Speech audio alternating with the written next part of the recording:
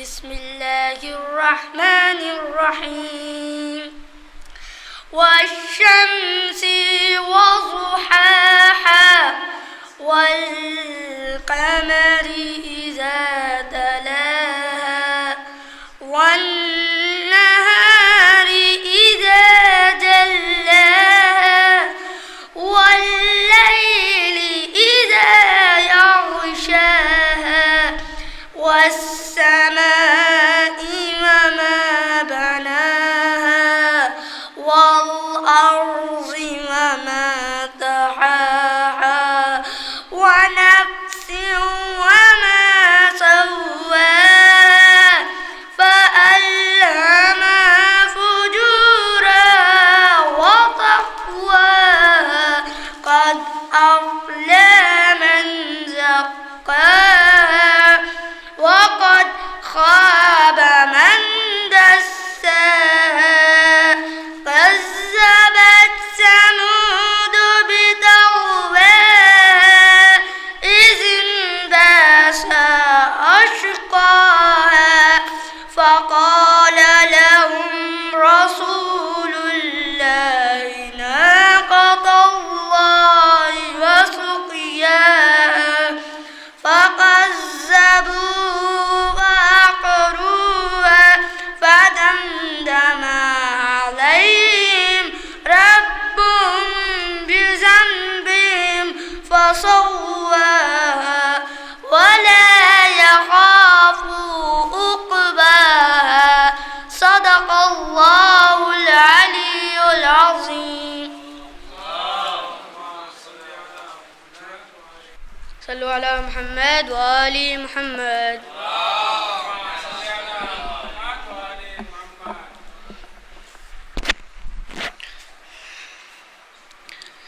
کہاں سے لائے گی دنیا حسین کے جیسا، کہاں سے لائے گی دنیا حسین کے جیسا، فقط حسین ملے گا حسین کے جیسا، کہاں سے لائے گی دنیا حسین کے جیسا، عبادتوں کا تو جاری ہے سلسلہ اب تک، نماز کو وہ نمازی نہیں ملا اب تک، کرے جو خاک پہ سجدہ حسین کے جیسا، کہاں سے لائے گی دنیا حسین کے جیسا، کہاں سے لائے گی دنیا حسین کے جیسا، خدا بھی ناز کرے فخر عالمین بنے، ہے اس رسول کا حق شاہ مرسلین بنے، ہے جس نبی کا نواسا حسین کے جیسا، کہاں سے لائے گی دنیا حسین کے جیسا، کہاں سے لائے گی دنیا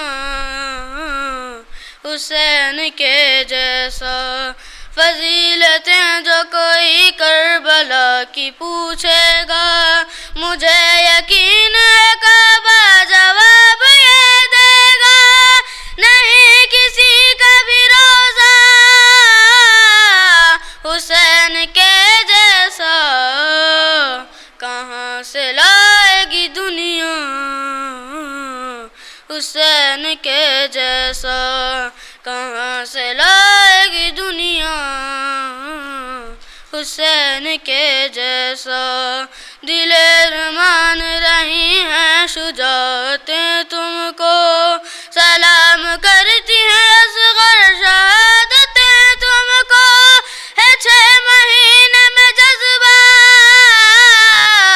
حسین کے جیسا، کہاں سے لائے گی دنیا حسین کے جیسا، کہاں سے لائے گی دنیا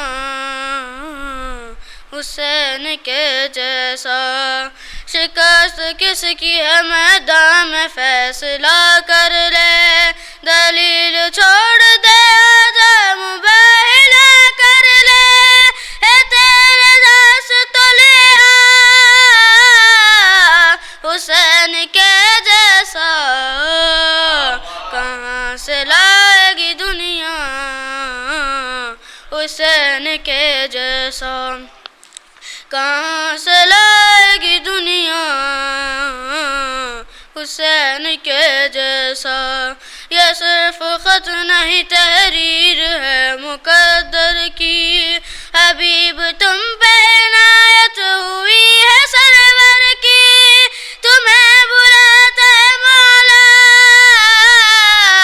حسین کے جیسا، کہاں سے لائے گی دنیا حسین کے جیسا، نصیریوں سے کہو چھوڑ دیں بضد ہونا، قبول کیسے کرے گا ولم یلد ہونا، جسے نصیب ہو بیٹا حسین کے جیسا، کہاں سے لائے گی دنیا حسین کے جیسا، خدا ہی جانے کہ عباس کیا ہے شان تیری، یہ منزلت یہ سعادت کسے نصیب ہوئی، تجھے سمجھتی ہے زہرا حسین کے جیسا، کہاں سے لائے گی دنیا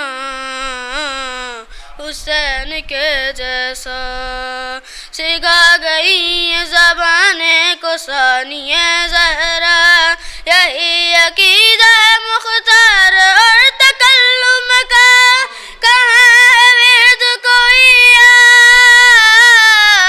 حسین کے جیسا، کہاں سے لائے گی دنیا حسین کے جیسا، کہاں سے لائے گی دنیا حسین کے جیسا، صلو علی محمد وآل محمد۔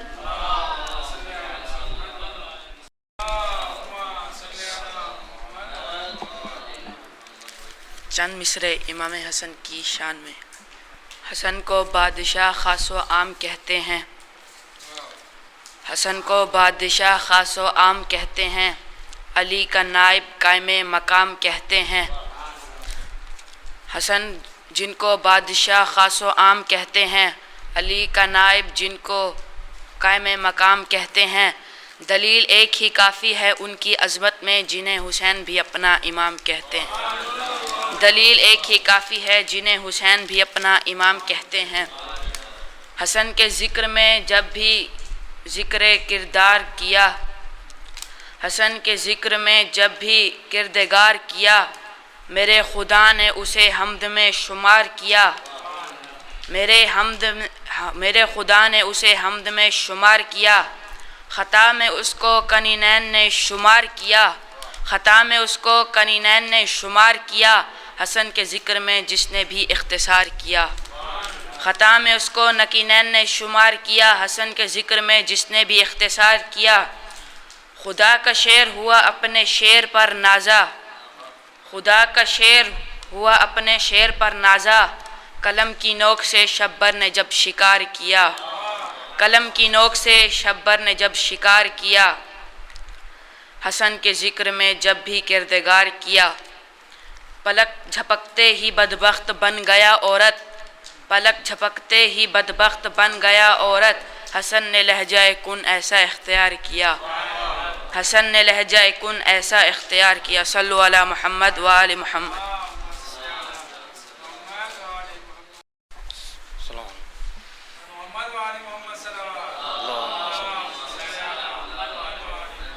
چار مصرے مولانا کے استقبال میں کہ ہر ابتدا سے پہلے ہر انتہا کے بعد، ہر ابتدا سے پہلے ہر انتہا کے بعد نام نبی بلند ہے نام خدا کے بعد، ہر ابتدا سے پہلے ہر انتہا کے بعد نام نبی بلند ہے نام خدا کے بعد، دنیا میں احترام کے قابل ہیں جتنے لوگ، دنیا میں احترام کے قابل ہیں جتنے لوگ، میں سب کو مانتا ہوں مگر مصطفیٰ کے بعد۔ دنیا میں احترام کے قابل ہیں جتنے لوگ، میں سب کو مانتا ہوں مگر مصطفیٰ کے بعد۔ تو قتل حسین اصل میں مرغ یزید ہے، قتل حسین اصل میں مرغ یزید ہے، اسلام زندہ ہوتا ہے ہر کربلا کے بعد۔ قتل حسین اصل میں مرغ یزید ہے، اسلام زندہ ہوتا ہے ہر کربلا کے بعد۔ انہی 4 مصروں کے صاحب میں بڑے ادب و احترام سے خطیب اہل بیت ذاکر آل محمد علی جناب مولانا علی مہدی صاحب کی خدمت میں دعوت سون دے رہا ہوں کہ وہ آئیں اور سامعین کے قلوب کو منور فرمائیں۔ آپ حضرات بابت فاتحہ۔ لا حول ولا قوة الا باللہ العلی العظیم۔ اعوذ باللہ من الشیطان اللعین الرجیم، بسم اللہ الرحمن الرحیم۔ الحمد للہ رب العالمین، الصلاة والسلام وتحیۃ والاکرام علی نبینا وطبیب قلوبنا ومولانا الثقلین وجد الحسن والحسین ابی القاسم محمد مصطفیٰ۔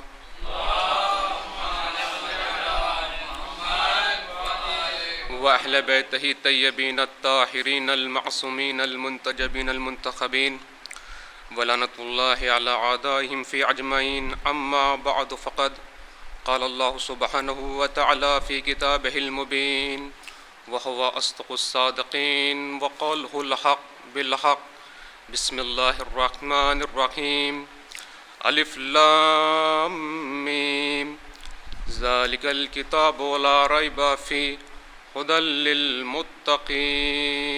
صلوات پڑھیں محمد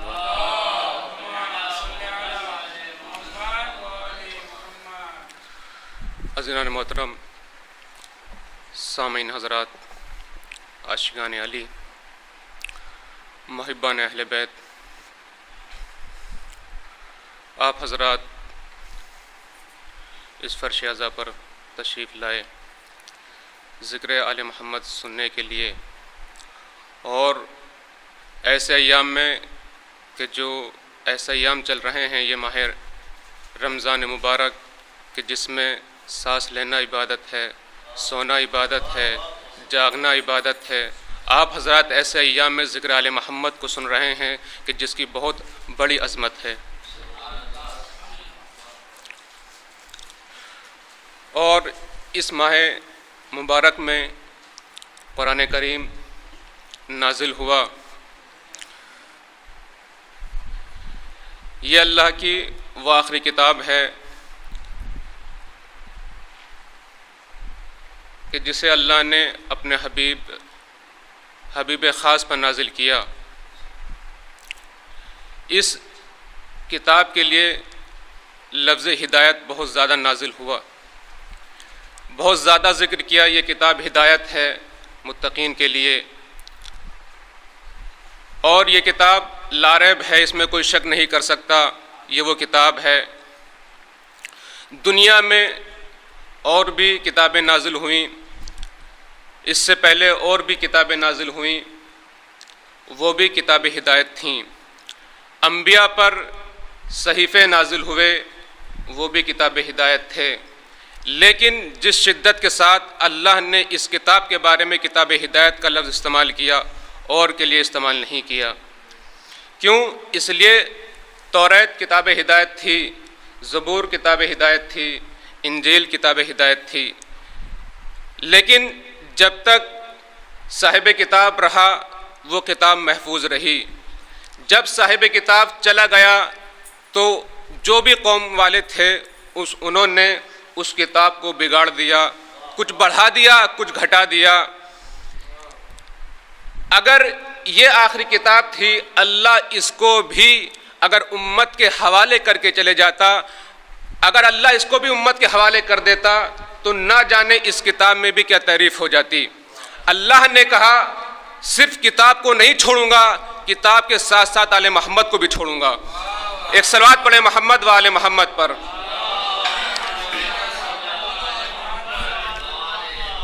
صرف کتاب کو نہیں چھوڑوں گا، کتاب کے ساتھ ساتھ آل محمد کو بھی چھوڑوں گا، اور جب امام آئیں گے تو وہ کتاب لے کر آئیں گے۔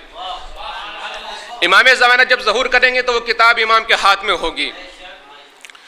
تو اللہ نے اس کتاب کو امت کے حوالے نہیں کیا، اس کتاب کو آل محمد کے حوالے کیا ہے. اور جب تک آل محمد باقی ہیں جب تک یہ کتاب باقی رہے گی. اس کتاب کے اندر کوئی تبدیلی نہیں ہو سکتی، نہ ایک لفظ بڑھ سکتا ہے، نہ ایک لفظ گھٹ سکتا ہے، جب تک یہ کتاب آل محمد کے ہاتھوں میں ہے. ایک صلوات پڑھیں محمد و آل محمد پر.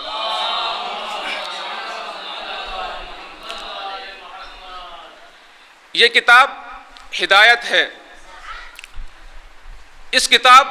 یہ کتاب نازل ہوئی تاکہ لوگ، یہ کتاب صرف تلاوت کے لیے نازل نہیں ہوئی بلکہ ہدایت کے لیے نازل ہوئی. صرف تلاوت کرنا کمال نہیں ہے بلکہ یہ کتاب ہدایت کے لیے نازل ہوئی ہے. یہ کتاب ہدایت ہے لوگوں کے لیے، صرف مسلمانوں کے لیے نہیں، تمام انسان اس میں غور و فکر کریں، تدبر سے کام لیں. یہ تمام انسانوں کے لیے ہدایت ہے. اور قرآن کریم سے صرف اور صرف وہی لوگ ہدایت حاصل کر سکتے ہیں کہ جو صاحبان عقل و شعور رکھتے ہیں اور جو صاحبان فکر و نظر ہیں. اس سے وہی لوگ ہدایت حاصل کر سکتے ہیں جو عقل و شعور رکھتے ہیں، جو تدبر سے کام لیتے ہیں، عقل سے کام لیتے ہیں. اس سے وہی لوگ ہدایت حاصل کر سکتے ہیں. کہا کہ اس کو پڑھیں، اس قرآن کریم کو پڑھیں کس لیے؟ اس لیے کہ اس پر عمل کر سکیں. عمل کیوں کریں؟ عمل اس لیے کریں کہ جو یہ زندگی خدا نے دی ہے، یہ زندگی اس معبود کی مرضی کے مطابق بسر ہو سکے. اس کو سمجھیں، اس کو پڑھیں. کیوں؟ اس لیے کہ یہ جو اللہ نے ہمیں زندگی دی ہے، یہ زندگی اس معبود کی مرضی کے مطابق بسر ہو سکے، اپنی مرضی کے مطابق بسر نہ ہو. کیوں؟ کیونکہ اس لیے کہ تقاضۂ عدل بھی یہی ہے اور تقاضۂ عقل بھی یہی ہے کہ زندگی ہماری مرضی کے مطابق نہیں، اس معبود کی مرضی کے مطابق بسر ہو. ہماری مرضی کے مطابق نہیں، اس معبود کی مرضی کے مطابق بسر ہونا چاہیے. یہ قرآن، اس کا ایک ایک جملہ نور ہے، جس کی ہر ایک آیت معجزہ ہے، جس کا ہر ایک سورہ مکمل ہدایت ہے. کہ اللہ نے انسان کو خلق کیا، اشرف مخلوقات بنا کر بھیجا. جیسا کہ اللہ نے قرآن میں خود ارشاد فرمایا، لقد خلقنا الانسان فی احسن تقویم، کہ انسانوں ہم نے تمہیں بہترین انداز پہ خلق کیا. کس انسان کے بارے میں اللہ فرما رہا ہے؟ اس انسان کے بارے میں ارشاد فرما رہا ہے کہ جس کو اللہ نے خاک سے بنایا. اس کو کہہ رہا ہے یہ اشرف مخلوقات ہے، یہ حسین و جمیل ہے. جملے کو بدل کر یوں کہوں کہ اللہ نے انسان کو حسن کے نقطۂ کمال پہ رکھا، حسن کے نقطۂ کمال پہ رکھا. اتنا حسین و جمیل انسان کو بنانے کے بعد فرمایا لقد خلقنا الانسان فی احسن تقویم. تو ذرا سوچئے کہ جس کو خاک سے بنایا، جب یہ اتنا حسین و جمیل ہے تو جن کو نور سے بنایا ہوگا، کہ جب یہ خاک سے بنانے والا، خاک سے بنا ہوا انسان اتنا حسین و جمیل، یہ اشرف مخلوقات اتنا حسین و جمیل ہے، تو آپ ذرا تصور کیجئے کہ جن کو نور سے بنایا ہوگا وہ کتنے حسین و جمیل ہوں گے. وہ کتنے حسین و جمیل ہوں گے. انسان کو بنانے کے بعد کہا لقد خلقنا الانسان فی احسن تقویم، کہ ہم نے تمہیں بہترین انداز پہ خلق کیا. اور جنہیں نور سے بنایا تھا انہیں بنانے کے بعد کہا لولا لما خلقت افلاک، اگر تمہیں خلق کرنا مقصود نہ ہوتا تو اس کائنات کو جمال تو کیا وجود عطا نہ کرتا.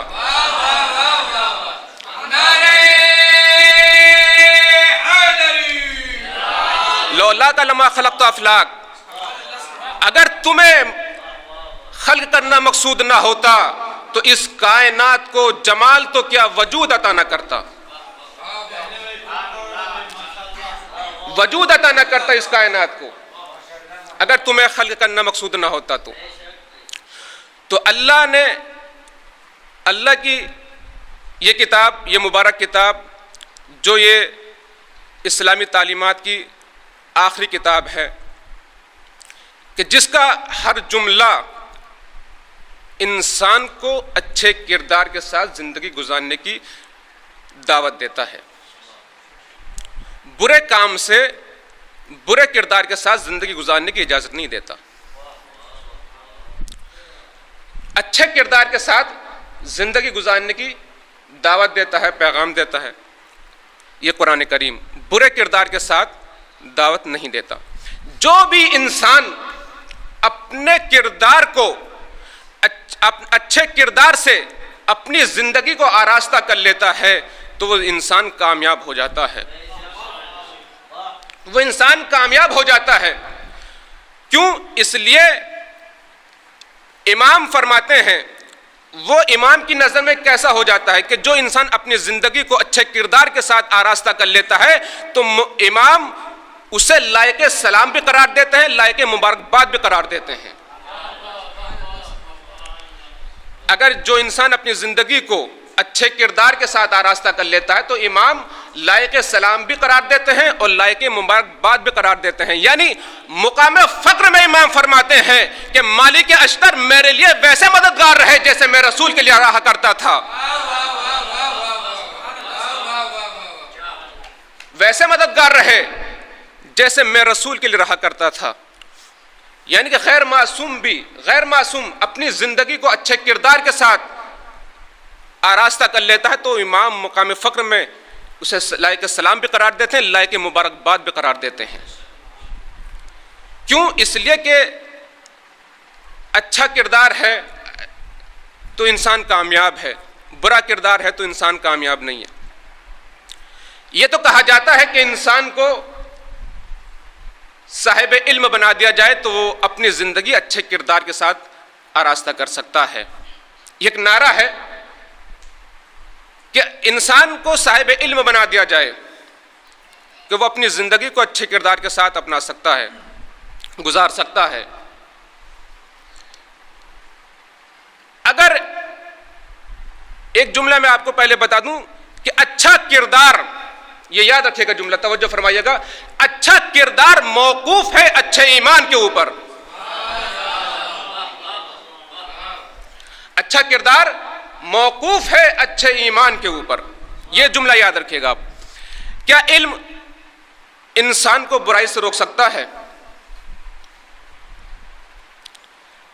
اگر آپ کہیں کہ ہاں روک سکتا ہے، اگر علم انسان کو برائی سے روک سکتا ہے تو پھر آپ مجھے یہ بتائیں کہ صاحبان علم کی زندگی میں برائیاں کیوں پائی جاتی ہیں؟ اگر علم انسان کو برائی سے روک سکتا ہے تو آپ مجھے بتائیں صاحبان علم کی زندگی میں برائیاں کیوں پائی جاتی ہیں؟ میں ہزاروں مثالیں آپ کو دے سکتا ہوں۔ اسکولوں کے اندر جو مدد سرکاری طور پر بھیجی جاتی ہے اس کو کسی بستی کے جاہل ہضم نہیں کر جاتے، صاحبان علم ہوتے جن کو ماسٹر صاحب کہا جاتا ہے۔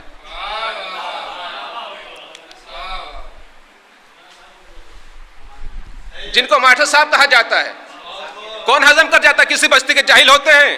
نہیں، صاحبان علم ہوتے ہیں جن کو ماسٹر صاحب کہا جاتا ہے۔ یا دوسرے اس میں کہوں، مدرسوں میں، بعض مدرسوں میں، سب کی بات نہیں کر رہا ہوں، بعض مدرسوں میں جو مخیرین طلاب کے لیے جو مدد بھیجتے ہیں اس کو کون ہضم کر جاتا ہے؟ صاحبان علم ہوتے ہیں یا نہیں ہوتے ہیں؟ صاحبان علم ہوتے ہیں نہیں ہوتے ہیں؟ 100 کا آیا ایک ہی لے گیا سب، تو بھائی یہ 99 کہاں جائیں گے؟ یہ صاحبان علم ہوتے ہیں یا نہیں ہوتے ہیں؟ تو اس کا مطلب یہ ہے کہ علم انسان کو برائی سے نہیں روک سکتا۔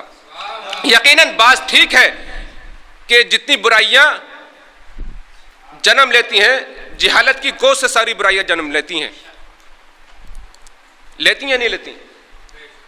برائی پائی جاتی ہے صاحبان علم کی زندگی میں، تو اس کا مطلب یہ ہو کہ علم سے کسی کو آراستہ کر دینا یہ اس کے اچھے کردار کا ثبوت نہیں ہے۔ کسی کو صاحب علم بنا دیا جائے تو وہ اس کی یہ گارنٹی نہیں کہ وہ اچھا کردار اپنا سکتا ہے یا اچھا ہو سکتا ہے، کیونکہ صاحبان علم کی زندگی میں برائیاں پائی جاتی ہیں۔ یہ جملہ بھی میں کہہ سکتا ہوں کہ کبھی کبھی پڑھا لکھا انسان، بڑی بڑی سند حاصل کرنے والا انسان اتنا بڑا گناہ کر جاتا ہے کہ ایک جاہل انسان اس کے بارے میں سوچ بھی نہیں سکتا۔ یہ آپ نے دیکھا ہوگا، مشاہدہ کیا ہوگا آپ حضرات نے، ایک پڑھا لکھا انسان اتنا بڑا گناہ کر جاتا ہے کہ ایک جاہل انسان اس کے بارے میں سوچ بھی نہیں سکتا، کبھی نہیں سوچ سکتا۔ تو علم انسان کو برائی سے نہیں بچا سکتا۔ دوسری بات، دوسرا مکتب فکر آگے بڑھا، اس نے کہا کہ علم کے ساتھ ساتھ اگر اچھی تربیت کرنے والا میسر ہو جائے تو انسان اپنے کردار کو اچھا بنا سکتا ہے، اپنی زندگی کو اچھا بنا سکتا ہے۔ کیوں؟ اس لیے کہ با کمال ہاتھ تو پتھر کو تراش دے تو تاج محل بن جاتا ہے۔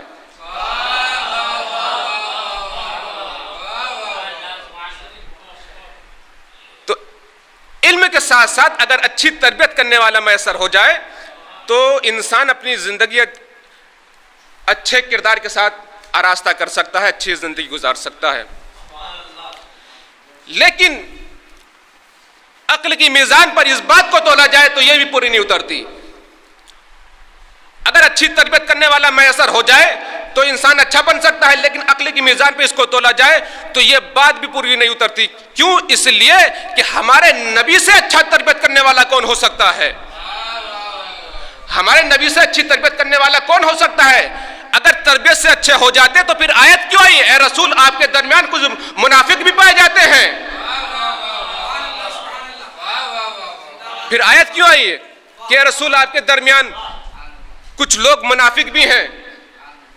تو نہ علم انسان کو اچھا بنا سکتا ہے، نہ تربیت انسان کو اچھا بنا سکتی۔ ایک اور مکتب فکر آگے بڑھا، اس نے پڑھنے کے بعد کہا کہ اگر ارتکاب گناہ پر سخت سے سخت سزا مقرر کر دی جائے تو انسان اچھا بن سکتا ہے، انسان اچھا بن سکتا۔ کیوں؟ اس لیے کہ خوف سزا کی بنا پر خونخوار شیر بھی اشاروں پہ چلنا شروع کر دیتے ہیں، لیکن اگر عقل کی میزان پر اس کو تولا جائے تو یہ بھی پورا نہیں اترتی۔ خوف سزا کی بنا پر انسان، اگر خوف سزا کی بنا پر انسان اچھا بن سکتا ہے تو آپ مجھے یہ بتائیں کہ جن ممالک کے اندر چور کی سزا یہ ہے کہ اس کے ہاتھ کاٹ دیے جائیں تو پھر ان ممالک کے اندر چوری کیوں پائی جاتی ہے؟ جن ممالک کے اندر یہ قانون ہے کہ چور کی سزا یہ ہے کہ اس کے ہاتھ کاٹ دیے جائیں تو پھر ان ممالک کے اندر چوری کیوں پائی جاتی ہے؟ بس عزیزان محترم توجہ فرمائیے گا، نہ علم انسان کو اچھا بنا سکتا ہے، میں نے پہلے شروع میں جملہ کہا تھا کہ اچھا کردار موقوف ہے اچھے ایمان کے اوپر، نہ علم انسان کو اچھا بنا سکتا ہے، نہ تربیت انسان کو اچھا بنا سکتی ہے، نہ سزا کا خوف انسان کو اچھا بنا سکتا ہے۔ اگر کوئی چیز انسان کو اچھا بنا سکتی ہے تو وہ اس کا ایمان ہے، چاہے وہ علم کے ذریعے اس کو انسان کو صاحبان ایمان بنا دیا جائے، یا تربیت کے ذریعے انسان کو صاحبان ایمان بنا دیا جائے، یا خوف سزا کی بنا پر انسان کو صاحبان ایمان بنا دیا جائے۔ ایک صلوات پڑھے محمد و آل محمد پر۔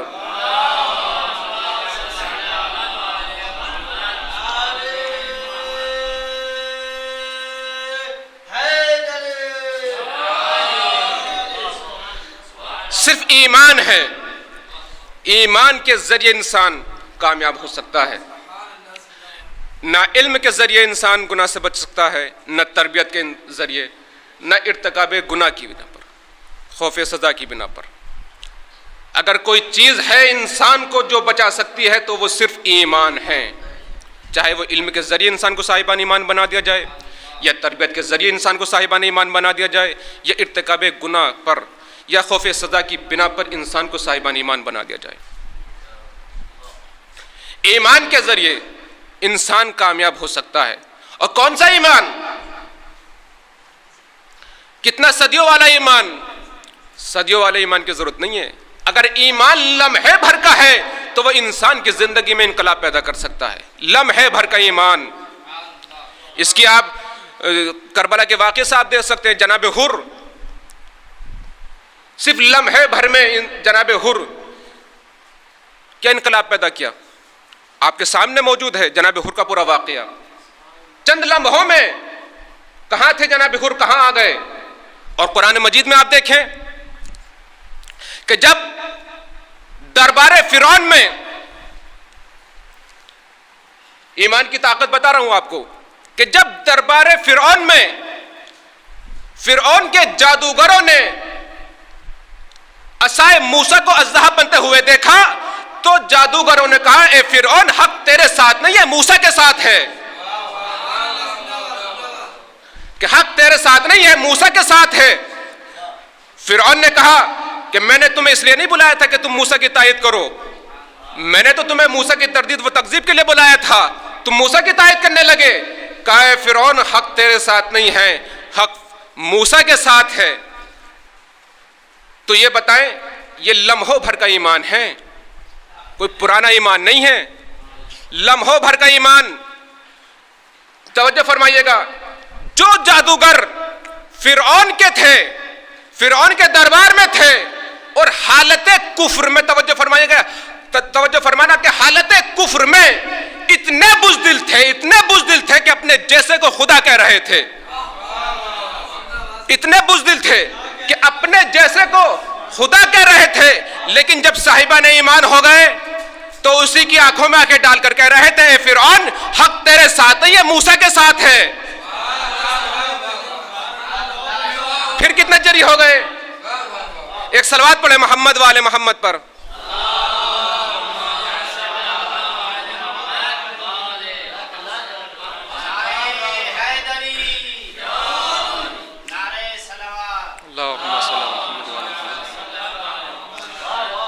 پھر کتنے جری ہو گئے، پھر کتنے شجاع ہو گئے. جب ایمان آ گیا تو اسی کی آنکھوں میں آنکھیں ڈال کر کہہ رہے تھے اے فرعون، یہ سر کٹ تو سکتا ہے، جھک نہیں سکتا. یہ سر اب کٹ تو سکتا ہے، جھک نہیں سکتا. کیوں؟ کیونکہ ہم پر واضح ہو گیا کہ حق تیرے ساتھ نہیں ہے، موسیٰ کے ساتھ ہے. ہم ایمان لے کر آئے موسیٰ کے رب پر. قالوا آمنا برب العالمین، رب موسیٰ و ہارون. حق تیرے ساتھ نہیں ہے، حق موسیٰ کے ساتھ ہیں. تو اب ذرا توجہ فرمائیں کہ جب لمحوں کا صاحب ایمان اتنا شجاع ہو سکتا ہے تو جو کل ایمان ہو،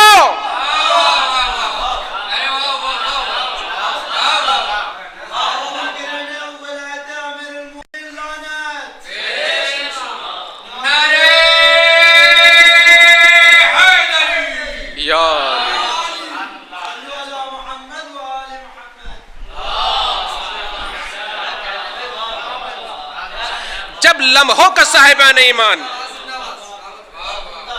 جب لمحوں کا صاحبان ایمان اتنا شجاع، اتنا جری، اتنا بہادر ہو سکتا ہے تو جو کل ایمان ہو تو اس کی شجاعت کا کون اندازہ لگا سکتا ہے؟ اس کی شجاعت کا کون اندازہ لگائے گا؟ جو صاحبان ایمان ہو تو وہ مشکلات میں، خطرات میں گھر جانے کے بعد گھبراتا نہیں ہے، مسکراتا ہے. جو کل ایمان ہوتا ہے وہ گھبراتا نہیں ہے بلکہ سکون کی نیند سو جاتا ہے. وہ گھبراتا نہیں ہے، وہ سکون کی نیند سو جاتا ہے. ایک صلوات پڑھے محمد والے محمد پر.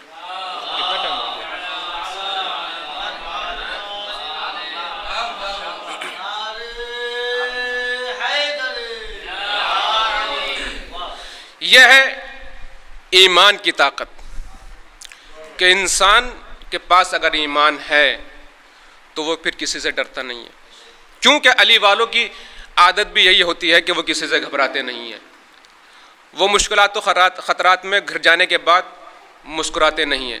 علی والے کی پہچان یہ ہے کہ اس کی زبان صحیح ہو. اب زبان کیسے صحیح ہو یہ بھی ایک بڑا مسئلہ ہے. زبان کیسے صحیح ہو؟ جناب لقمان ایک بادشاہ کے یہاں پر کام کرتے تھے. بادشاہ نے کہا ہمارے یہاں پر ایک مہمان آ رہے ہیں، تم دنیا کی سب سے اچھی چیز بنانا اور پیش کرنا. جناب لقمان نے ایک زبان لی. میں نے کہا کہ علی والے کی زبان اچھی ہونی چاہیے. جناب لقمان نے زبان لی اور زبان لینے کے بعد اس کو بنایا, ابال کر رکھ دی دسترخوان پر. بادشاہ نے کہا کہ روز اچھا کھانا بناتے تھے, آج یہ تم نے کیا کر دیا؟ ایک زبان بنا کر لے کر آ گئے, تم نے ہماری ناک کٹوا دی.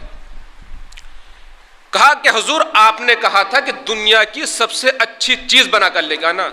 میں نے تو پوری دنیا میں تلاش کیا کہ زبان سے اچھی کوئی چیز ملی ہی نہیں. اگلے دن بادشاہ کے دربار میں کوئی فقیر آیا تو اس نے کہا کہ آج وہ بنا کر لے کے آنا جو دنیا میں سب سے بری ہو. جناب لقمان نے پھر زبان ابالی اور پھر دسترخوان پر رکھ دی.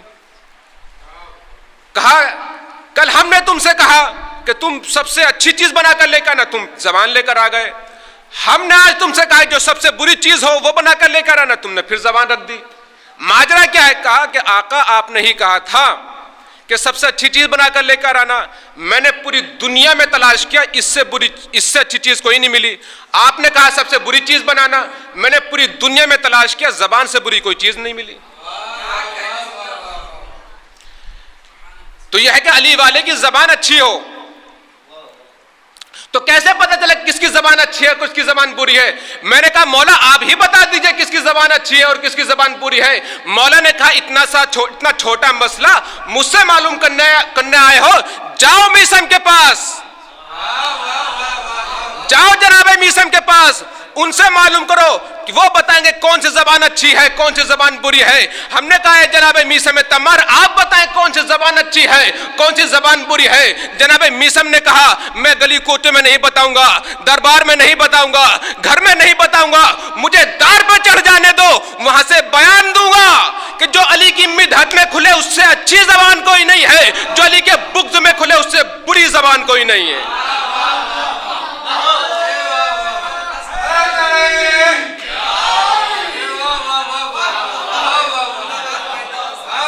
مجھے دار پہ چڑھ جانے دو, میں وہاں سے بیان دوں گا کہ جو علی کی مدحت میں کھلے اس سے اچھی زبان نہیں ہے, جو علی کے بغض میں کھلے اس سے بری زبان نہیں ہے.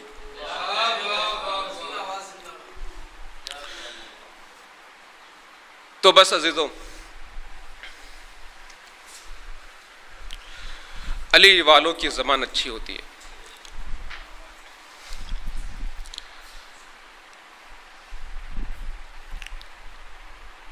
یہ ایام کہ جو اب مولا کی شہادت سے قریب بھی ہیں, میرا دل چاہتا ہے ایک دو واقعے مولا عباس علیہ السلام کے پڑھوں.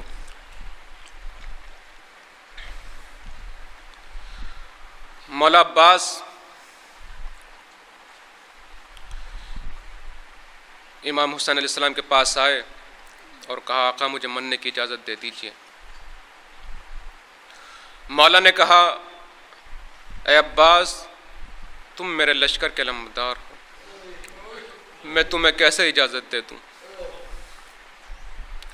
کہا عباس بچے خیموں میں پیاسے ہیں, ان کے لیے تم پانی کی سبیل کر دو.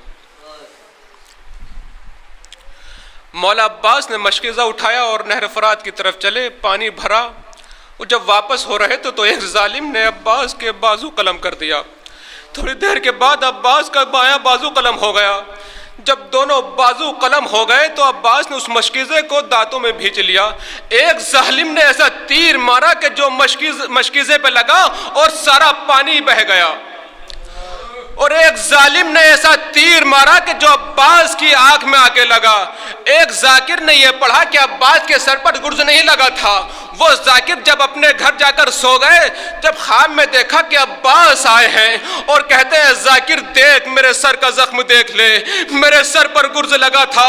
کہا مولا یہ آپ کے سر پر گرز لگا کیسے؟ کہا اے ذاکر سننا چاہتا ہے سن لے, اے ذاکر سننا چاہتا ہے سن. میری آنکھ میں تیر لگا ہوا تھا, میرے ہاتھ قلم ہو چکے تھے, ارے میں اس تیر کو کیسے نکالتا؟ میں نے چاہا اپنے سر کو نیچے کیا اور گھٹنوں سے تیر کو نکالنا چاہتا تھا, اور اتنے میں ایک ظالم نے میرے سر پر گرز مارا. ہاں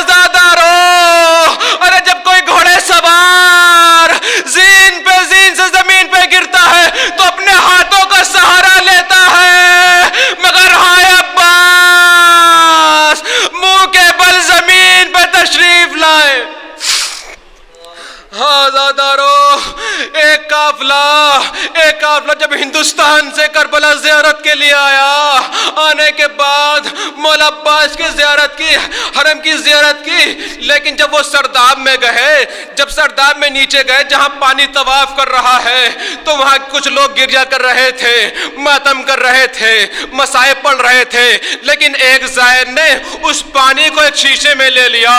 جب اس شیشے میں پانی کو لے لیا اور جب یہاں سے فارغ ہو گئے تو شام گئے، جناب سکینہ کی قبر پر گئے، تمام لوگ چادریں چڑھا رہے تھے، بالیاں چڑھا رہے تھے، اس زائر نے اس پانی کو قبر سکینہ پہ ڈال دیا اور ڈال کر کہا سکینہ اٹھو، تمہارے چچا نے پانی بھیجا ہے، اے سکینہ اٹھو، تمہارے چچا نے پانی بھیجا ہے۔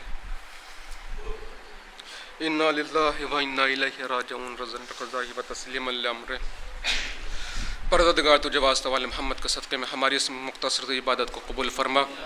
پروردگار تجھے واسطہ والے محمد کے صدقے میں جو بے اولاد ہیں انہیں اولاد صالحہ عطا فرما۔ پروردگار تجھے واسطہ والے محمد کے صدقے میں جو بے اولاد ہیں انہیں اولاد صالحہ عطا فرما۔ پروردگار تجھے واسطہ والے محمد کے صدقے میں اس بیماری کا خاتمہ فرما۔ پروردگار تجھے واسطہ والے محمد کے صدقے میں دنیا میں جتنے بھی انسان اس بیماری میں مبتلا ہیں انہیں شفائے کاملہ عطا فرما۔ جہاں اس بیماری میں مبتلا ہیں انہیں شفائے کاملہ عطا فرما۔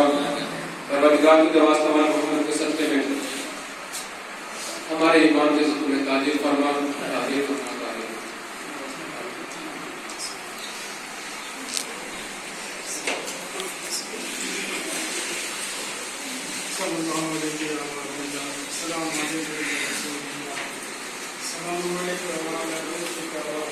السلام علیکم